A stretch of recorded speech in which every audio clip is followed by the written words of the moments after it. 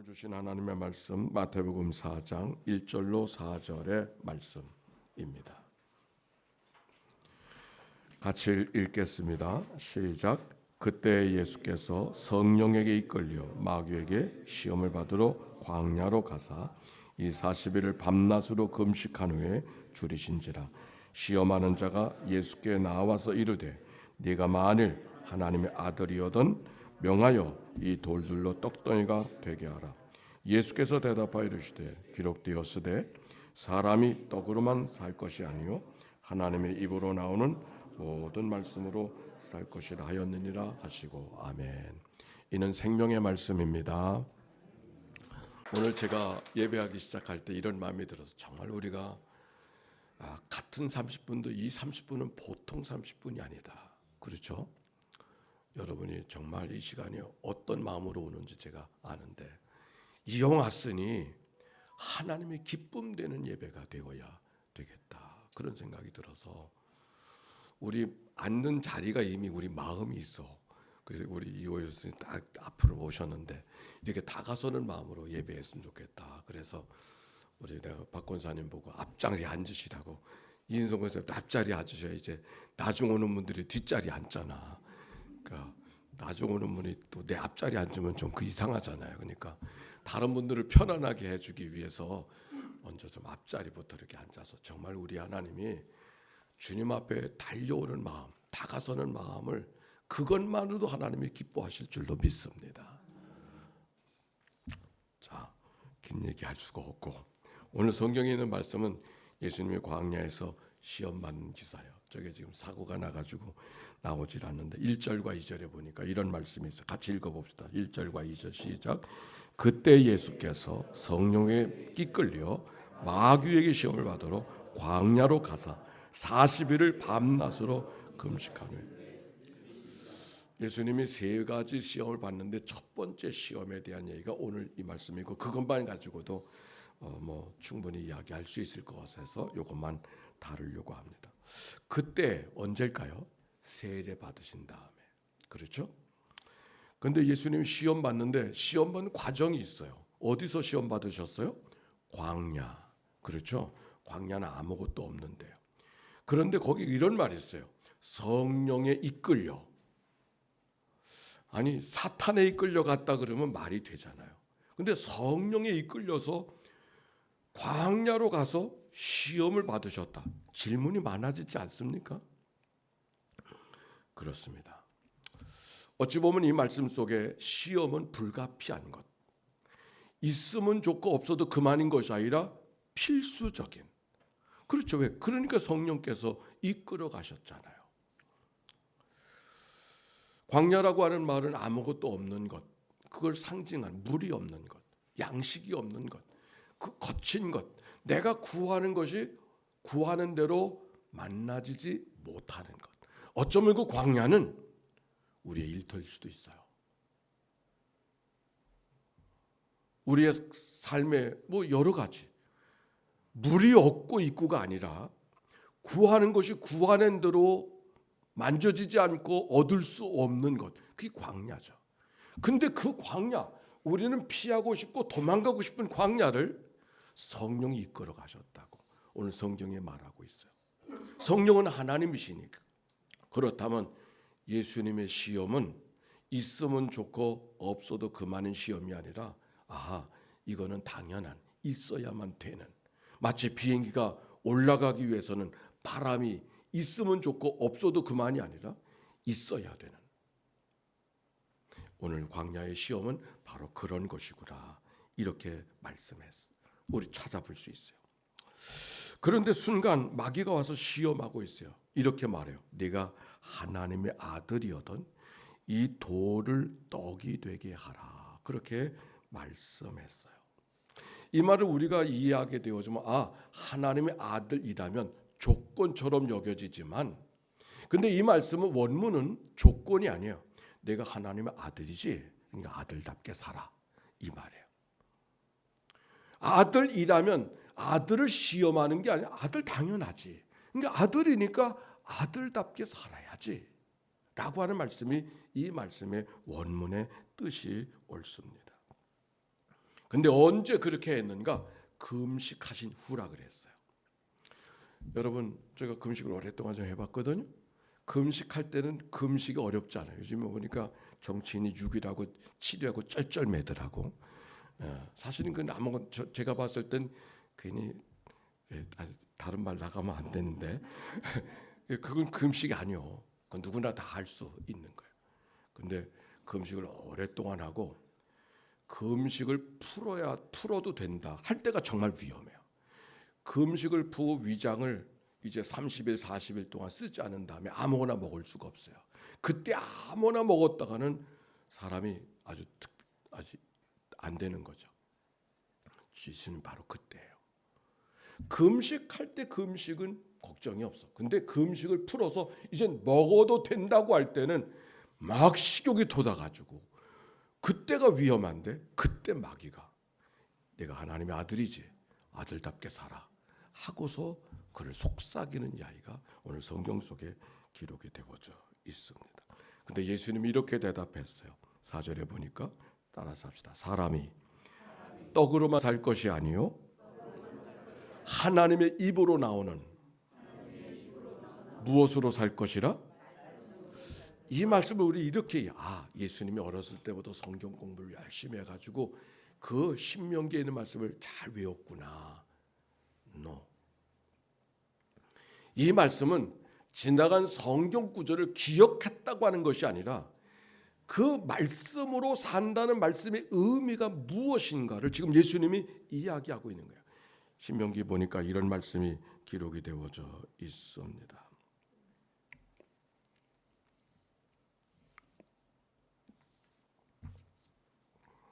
8절 2절에 내가 하나님 여호와께서 이 40년 동안 내게 광야길을 걷게 하신 것을 기억하라.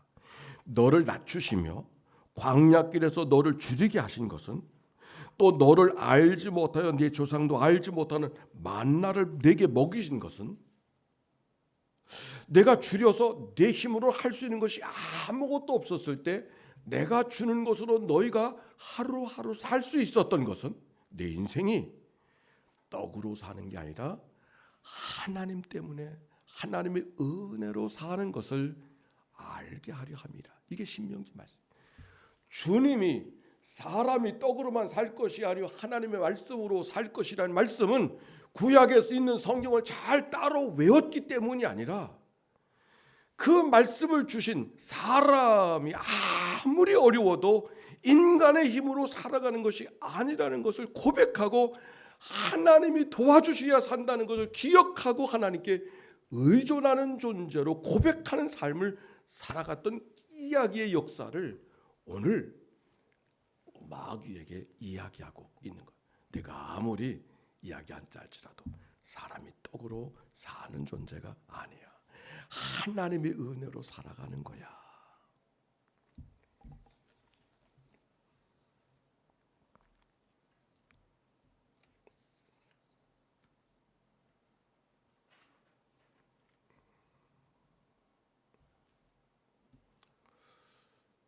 우리가 이 세상을 살아가면서 오아시스의 삶을 살길 원하지만 그러나 우리의 삶은 오아시스가 아니라 광야로 살아갈 때가 참 많이 있죠. 아니, 같은 세상을 살아도 누구는 오아시스를 살고 누구는 광야로 살아요. 요즘에 킬케로의 얘기를 좀 제가 듣게 됐어요. 유 박사가 이렇게 가르쳐줘서 이런 얘기가 나오더라. 노인의 지혜인데 젊었을 때 늘 불평하고 살던 사람은 나이가 들어도 여전히 불평하고 산다는 거야. 근데 젊어서 감사하며 살아가는 사람은 나이가 들어서도 여전히 감사하며 살더라는 이야기를 그 옛날 로마 시대의 킬케로가 했던 이야기를 전에 접해볼 수 있었습니다. 즉 환경이 어떤가 하는 게 중요하지 않고 그 속에서 그 환경을 내가 어떻게 받아들이고 있는가 하는 것이 중요하다는 얘기 옳습니다. 왜 같은 환경에 누군 오아시스고 누군 광야의 삶을 살아가고 있는, 어디 광야로 살아가는 분, 오아시스로 살아가는 분, 다른 게 아니에요. 내 안에 욕심이 너무 커서 욕심이 많은 사람은 아무리 오아시스 속에서도 광야를 살고, 욕심을 다스릴 줄 아는 사람은 광야에 살아도 오아시스를 살아갈 수 있음을 이야기하고 있는 것이죠.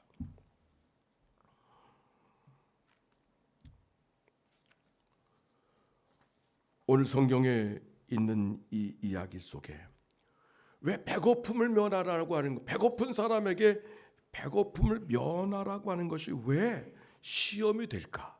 오히려 선한 일, 착한 일, 필요한 일이 아닌가? 그렇게 질문할 수 있어요.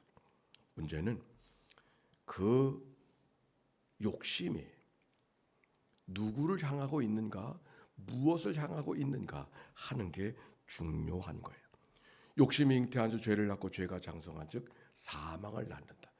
죄가 욕심이 죄라고 이야기했지만 사실 욕심 없이 사는 사람이 있나요? 아니, 욕심이 있어야 되지. 욕심이 있어야 발전도 하고, 욕심이 있어야 신앙도 열심히 할 수 있고, 욕심이 있어야 교회 생활도 잘할 수 있지 않습니까? 문제는 그 욕심이 무엇을 향한 욕심인가 하는 것이 중요한 거예요.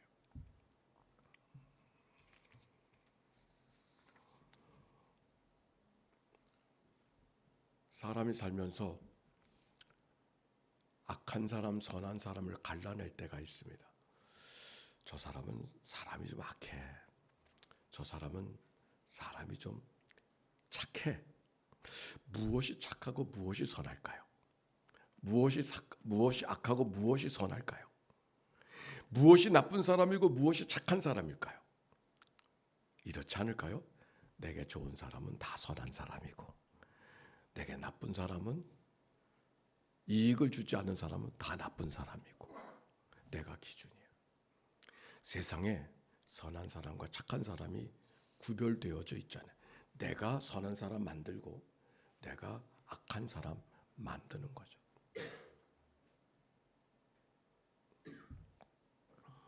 어저께 이런 일이 있었습니다. 역사길 광고했지만 토요일 날 여러 사람이 오셨어요.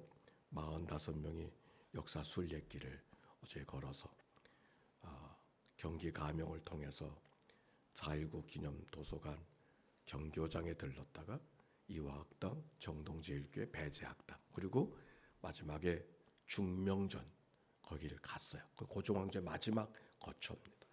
거기에 어떤 일이 벌어졌냐면 늘 을사늑약을 대신들이 앉아서 조약을 결의했던 국무회의, 대신회의를 했던 자리가 그 자리예요. 그래서 그 모양을 이야기하면서 이완영이 앉았던 자리, 박재순이 앉았던 자리를 이렇게 다 해놨더라고요. 참 고종이 없었어. 그 자리에 고종이 없는 자리에서 대신들이 나라의 운명을 결정하고 그 얘기를 들었던 고종이 얼마나 속이 상했겠어요. 그래서 화가 난 고종이 해위에 밀사를 보내는 사건도 거기서 벌어졌어요. 그 아픔을 기억하는 자리가 바로 그 자리였습니다. 근데 제게는 또 다른 이야기가 있었어요.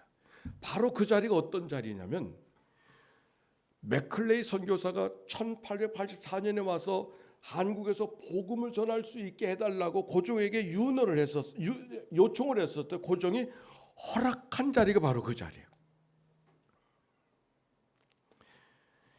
대한민국의 역사가 가장 어두운 자리, 슬픈 자리가 바로 그 자리였지만 바로 그 자리에 기독교의 복음이 처음으로 들어올 수 있도록 허락해 준 자리가 바로 그 자리예요. 그 복음을 받은 후예가 그 자리에 가서 그 모습을 보고 있으면서 그때 그분의 윤허가 없었다면 오늘 내가 있을 수 있을까? 그런 생각을 해보니까, 그래서 그 고종의 허락을 받았기 때문에 천주교는 허락 없이 들어왔기 때문에 핍박을 많이 받았지만 개신교는 핍박을 안 받았어요. 오히려 학교지라고 병원지라고 나라가 도와줬어요. 가장 어둠의 자리에서 복음이 꽃 피우는 역사가 같이 시작되어졌던 자리라고 하는 역사의 오버랩 띄워진 거 보면서 아하, 역사는 못된 역사도 있지만 못된 역사만 있지 않냐고. 아니, 못된 역사가 흘러가는 일 속에서도 하나님이 또 다른 새로운 복음의 물결을 넣으셔서 이 민족을 이끌어 가신 하나님의 큰 구원의 역사가 있는 거로구나. 저는 혼자 이렇게 생각해서 오늘 글을 썼지만, 어떤 경우에도 단정하지 말고, 내 생각으로 단정하지 말고, 이것이 하나님 앞에 무엇일까를 되묻고 그분을 바라보고, 내가 만드는 역사가 아니고, 그가 만든 역사가 아니고, 군중이 만든 역사가 아니고, 왕이 만든 역사가 아니고, 하나님이 만들어간 역사를 기대하면서 걸어가는 것, 이것이 오늘 내가 늘 살아가는 삶 되어야 되겠고, 그거는 을산덕양만이 아니고 오늘 하루하루 모든 시간들. 오늘도 좋은 일 있죠. 좋은 일만 있나요? 나쁜 일도 있어요. 상처 주는 일, 한숨 쉬게 하는 일 있죠. 없었으면 좋을 뻔한 일. 그러나 내게 좋고 나쁜 것으로 달고 쓰고 뱉고 당기고 하지 말고, 오히려 이 아픔, 이 상처, 이 한숨, 이 어둠 속에 하나님께서 무엇을 이끌어 가시는가를 바라보고 기대하고 걸어가는 게 믿음이로구나. 믿음이라고 하는 것은 욕심을 제어하는 것이지만, 욕심을 제어하고 싶다고 제어되는 게 아니에요. 그게 욕심이 잉태한 즉 죄가라고 사망이 되는 거예요. 그러니까 우리가 어떻게 우리가 이 욕심을 이겨낼 수 있을까? 혹시 한 가지 따라서 합시다. 나는 내 욕심을 이길 수 없습니다. 그래서 하나님의 은혜를 구하는 것이죠. 그래서 십자가를 구하는 것이죠. 이게 하나님이 하신 일. 사순절의 기간을 우리가 지나가고 있습니다. 아무쪼록 이 사순절 동안 옳고 그름으로 판단하지 않고, 시험이 왔다 묻지 말고, 오히려 하나님이 내게 이끌어 가시는 일이 무엇인가를 귀를 열고 믿음으로 살아 그분을 의지하고 걸어가는 하루하루의 삶으로 주님의 은혜가 늘 함께하는 승리의 삶 되시기를 주의 이름으로 축원합니다.